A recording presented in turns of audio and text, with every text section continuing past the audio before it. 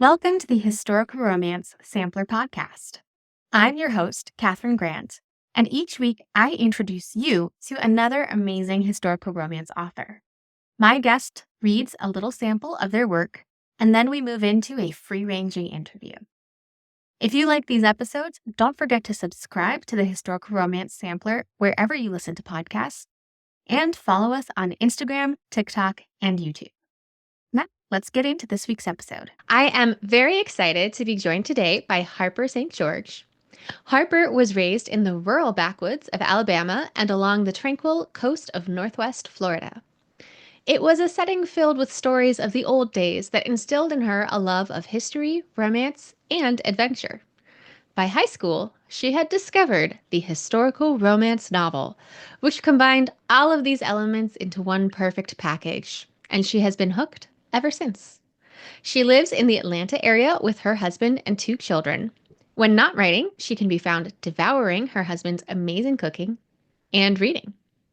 Harper, I'm so excited. Thank you so much for coming on the podcast. Hi, Catherine. Thank you for having me. I'm excited to be here. Yeah, and you are reading from your book, which is out this week, the same week the podcast comes out, Eliza and the Duke. Yes, Eliza and the Duke. It is the second book in my Doves of New York series. The first book was The Stranger I Wed. The series is about 3 sisters. Their last name is Dove, so that's why it's the Doves of New York. They come from New York and they have to marry titled aristocrats to inherit. And they're also illegitimate. So that's a little wrinkle in the plan. So they're trying to pretend that their biological father is their godfather, and he's the one bestowing this money on them, but only if they marry who he wants them to marry. And the second book is about Eliza, who is the youngest Dove sister. She's been engaged to a Viscount who she really does not like at all, barely knows him. And he's gone off on the continent for the summer for his, boys' trip, basically. And she's left in England knowing he's doing all sorts of sordid things there. And she wants to have a night out on her own in London before she has to sort of settle down with this guy she doesn't even know or really like, and who doesn't care for her at all. He's only marrying her for her money. And she meets Simon Cavell, who's shown up in a few of my other books in the series. He's manager of Montague Club, which is a gentleman's club, a gaming club, but he's from the streets of Whitechapel, and he grew up basically as a bare knuckle brawler. And there's a bad guy in Whitechapel who sort of runs the underground portion of that, and he is indebted to that guy, so he still fights a little bit in secret as the Duke to win prize money for the bad guy. And she is just wandering the servants' corridor in Montague Club because she sneaks in there one day. It's owned by a friend of the family, which is how she sort of gained access. She's young, a little impulsive, so she snuck in, and she happens to accidentally come across him as he's sort of out of his mind from one of these fights. They drugged him and sent him home because he was beat up pretty bad. And he doesn't remember meeting her, but she meets him, and he actually tells her his secret identity, which nobody else knows. So later, he's hired to be sort of a bodyguard for the sisters. And that's when she puts 2 and 2 together. She knows exactly who he is, both of his identities. And she sort of blackmails him. She'll tell his secret identity to everyone, which will get him fired from the club, unless he takes her on this grand night out in Whitechapel and the seedier sides of London. And that's sort of the impetus of their story. They have this night out and then realize that they maybe fell in love a little bit, and one night isn't enough for either of them. I love that. Who doesn't love a bodyguard romance? I know, yeah. So the scene I'm reading is where she finally comes to him and gives him the ultimatum: take me out, or I'm going to tell everybody who you are and ruin everything for you. This is when he realizes she's serious. He'd been putting her off because she asked him before, and this is sort of her last chance. Chapter 10. The brawl had gone exactly as Simon had planned it. Carstone was an overly pompous dandy who had no business challenging anyone in the ring besides other overly pompous dandies. Simon didn't mind it, though. It had earned him a tidy sum that he could put aside, assuming Brody kept his word and released him from his debt. He had been swarmed by congratulations and celebrations since the fight ended, and he had ensconced himself in the small room off the service corridor that led to the gymnasium. It was a changing room for members who exercised in the gym. The walls were lined with cupboards and shelves, and benches were scattered throughout the room. Simon planned to make use of the shower bath in the back corner before going out to join in the victory celebration. He peeled off his sweat-stained shirt and set about unwrapping the bindings from his hands. Aside from a couple of nicks on his face and a few knuckles, he hadn't been bloodied. His still tender ribs were already starting to ache. Nothing a bit of whiskey wouldn't solve. Finished with the baton, he tugged on the lacing on the front of his breeches, but a knock on the door halted his progress. Muttering a curse at the interruption, he turned off the water and made his way to the door. He never expected to see Eliza Bloody Dove standing there looking at him with her wide and innocent eyes and her absurdly pretty face. What the hell? He started to ask, but then slammed the door shut. He had no time to deal with her tonight. He turned to go back to his grooming, but a terrible thought stopped him cold. What if someone saw her out there and started questioning why the American was sniffing around his dressing room? What if they thought he'd compromised her? He'd lose his job, or worse, to save herself, she might very well be forced to share the secret she hadn't yet told. Fuck. He opened the door and she still stood there, though she was frowning this time. Grabbing her arm, he pulled her none too gently into the room and slammed the door behind her, locking it for good measure. He pressed his hands into the door on either side of her, caging her in. She sputtered, momentarily taken aback. He could kiss her now, hard, make her wish she'd never knocked on his door, touch her in ways that would offend her and send her running away from him for good. He took her head into his hand to do just that, his fingers digging into the glossy brown hair piled at the nape of her neck. But he couldn't. The dumbstruck haze in her eyes faded into the sweet, honeyed look of trust mixed with something like respect that she sometimes got when she looked at him. They were precious things that he couldn't take from her. Someone should take you over your knee and give you a good spanking, he growled. Are you volunteering for the task, Mr. Cavell? She blinked up at him. God, he'd like to. What are you doing here, Miss Duh? Your accent has come out of hiding, I see. He wanted to wipe the smirk off her face. The problem was the only way he could think to do that was to kiss her. Since it couldn't be rough, it would be soft and wet and lead to things that were out of the question. He turned to stalk away from her, taking several deep breaths until he had calmed down enough to speak again. What do you want with me, girl? You shouldn't be here. You could get me into a lot of trouble. She glanced over her shoulder at the door, uncertainty reflected in her face. I don't want to get you in trouble. I took precautions. Everyone thinks you're changing and alone. He wasn't reassured by that, a state of events she must have suspected because she came over to him and put her hand on his arm. No one saw me come in except for Jenny and Lord David. Lord David? Of Strathmore, that Lord David? He paced again to get out the nervous energy her very presence caused in him. Yes, but he won't say anything. He's doing his best to impress my sister and wouldn't dare betray our trust in him. That did very little to reassure him. What do you want? He turned quickly and almost ran into her because she'd followed him. I told you already. I thought I was very clear. I want you to take me out for a night.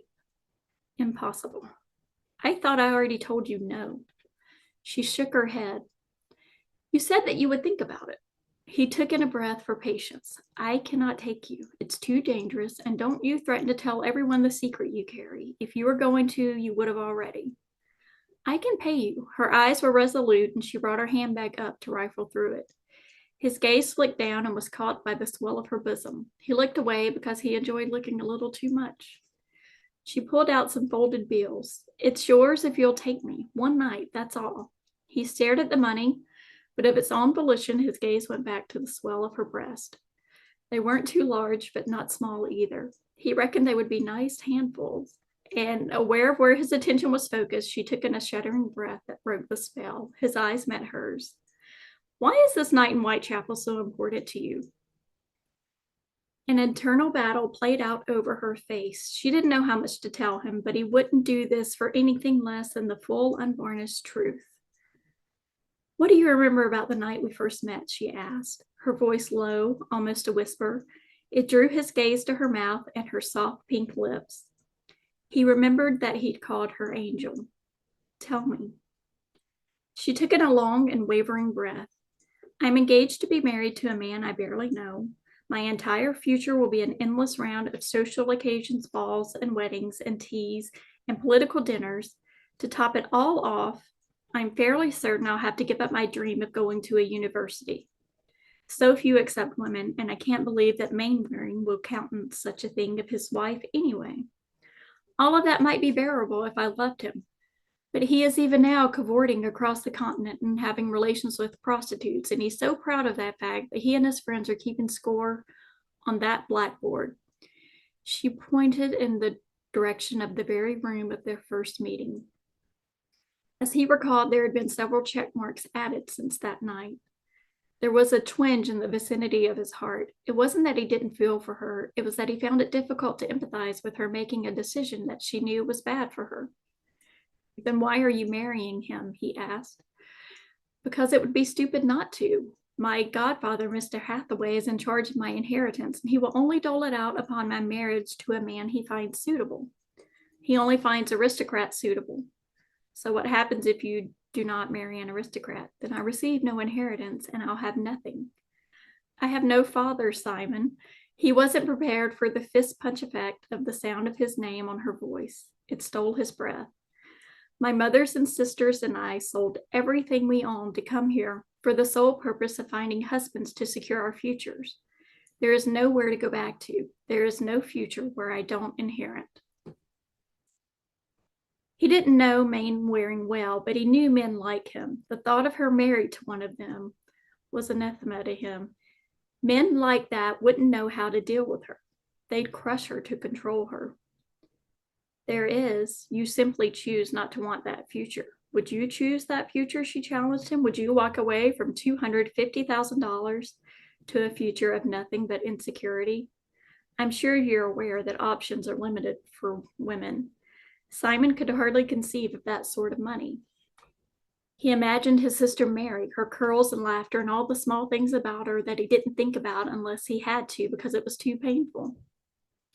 If she'd had that choice, she might be alive now. She certainly wouldn't have wasted away in that dirty little attic room in a brothel, her body ravaged by a fever that had set in and refused to leave, her baby left to die on a diet of watery pap until he'd paid a bloody fortune for a wet nurse to care for her. How could he fault Eliza for choosing the way she had? I still don't understand this scheme of yours. What if Mainwaring finds out about this night in Whitechapel? He won't marry you then, and you won't inherit your fortune. Don't you understand? I need this. If I can have just one adventure where I don't have to think about Mainwaring or a future with him, then maybe I can face that future. He has an entire summer to indulge in adventure. I simply want one night. I know it's foolish to ask for more, but surely one night is possible. And he won't find out because we'll go where no one knows me. I won't even talk to anyone. He bit out a curse, and she startled. One night, he held up a finger between them. That's all you get. One night, and then I never want to see you skulking around here again. How fun. So she got her way, being the bratty younger sister. Well, clearly things are about to transpire.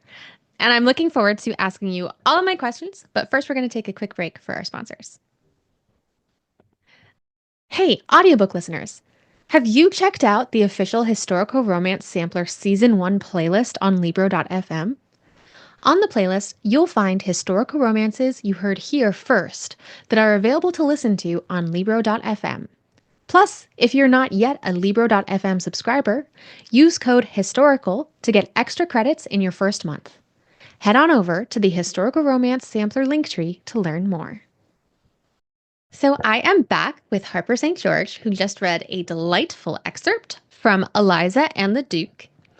And I think this excerpt really highlighted a theme that we see in historical romance and particularly in Victorian and Gilded Age romance, which is the importance of money and also the intersection of class and money. Like Simon can't really blame her that she wants Mm-hmm. this money. And also, Eliza really can't imagine living life the way Simon lives his, but they're attracted to each other. Right. So I wonder if you could talk about that, how you think about that as you've written these two different series that are interconnected. And then I have more questions about the different eras you've written in. Sure. So the one thing I wanted to do with this book is explore that different part of London because with my first series, The Gilded Age Heiresses, and this series, they were all fairly privileged as far as, being born into families who had money, who had security. And Simon did not have that. And Eliza, she only grew up conditionally with money. As long as they did what her godfather wanted, he would take care of them. So she grew up not really thinking she was upper class. And she even tells Simon, we're not that much different.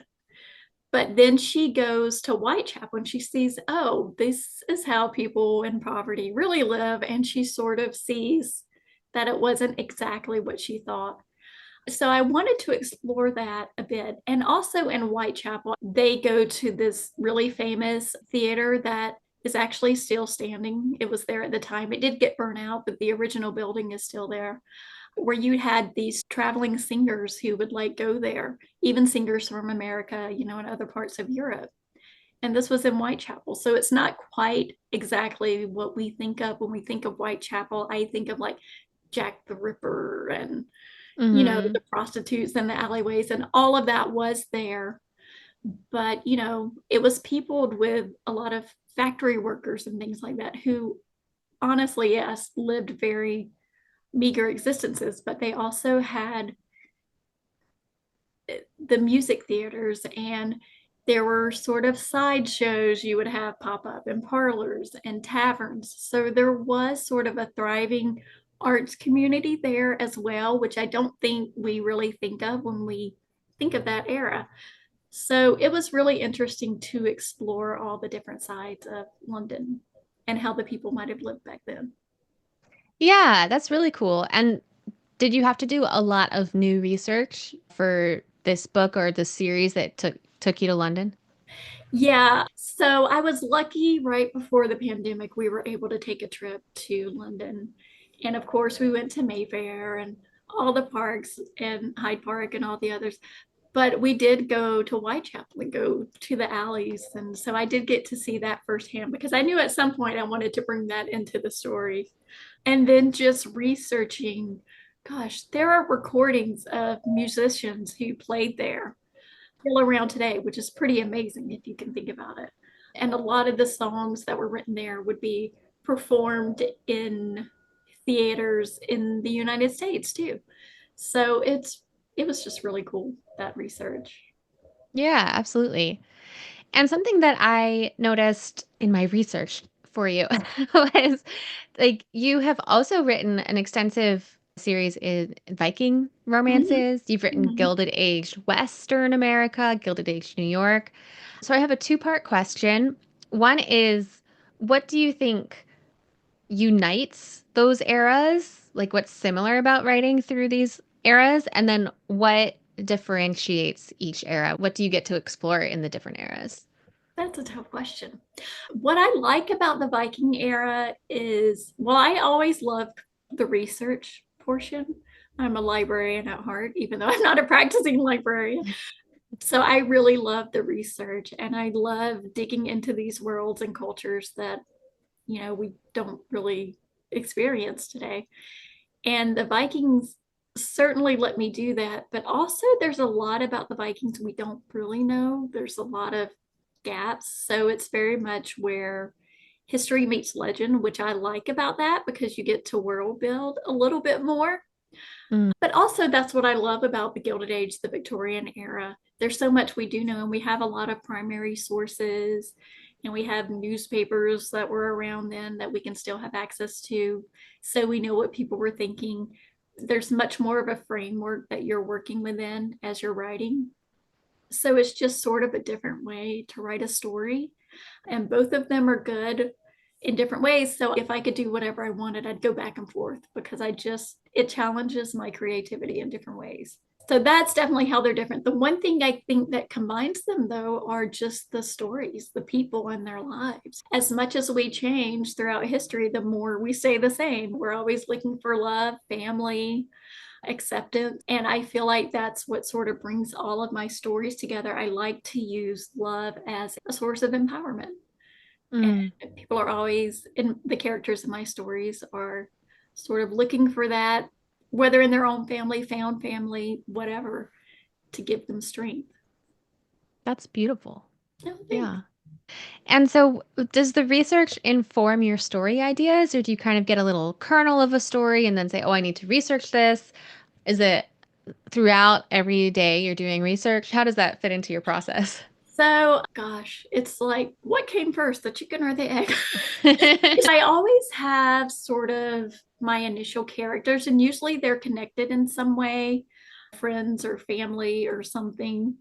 And then I start researching and reading all these things. And gosh, there are so many interesting stories. If you just read through a Victorian era newspaper, find so many. Like, there's this one story I found, which I have not written yet.